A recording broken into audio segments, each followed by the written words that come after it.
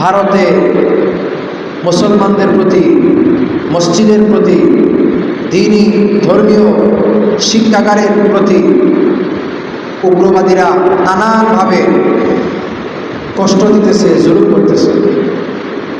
অথচ ইসলাম মুসলমান মাত্রই আমরা সবার প্রতি সুধারণা রাখা, সবার প্রতি ভালো আচরণ করা নির্দেশ আমাদের ধর্ম আমাদেরকে দিয়েছে।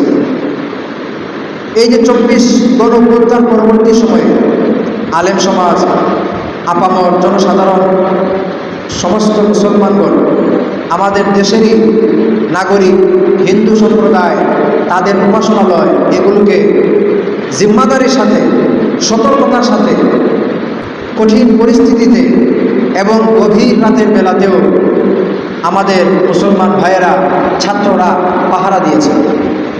আমরা কত ভালো ব্যবহার করেছি, ধর্ম আমাদেরকে এই শিক্ষাদান করেছে। অথচ আমাদের পার্শ্ববর্তী দেশের উপর দেশের অবস্থানগত মুসলিম সম্প্রদায় এবং বড় বড় মসজিদ, মাদ্রাসা, মুসলমানদের ঘর বাড়ি, এগুলোকে আগুনে জ্বালিয়ে পুড়িয়ে দেওয়া হচ্ছে। তো এটা আমরা কামনা করি না। আমরা চাই সারা বিশ্বের সমস্ত মুসলমান সুখে শান্তিতে থাকুক, এবং শুধু মুসলমান কেন, সারা বিশ্বের সমস্ত মানুষ, মানব সম্প্রদায়, এমনকি পশু পর্যন্ত নিরাপদে থাকুক। এটা আমাদের ধর্ম আমাদেরকে শিক্ষা দিয়েছে।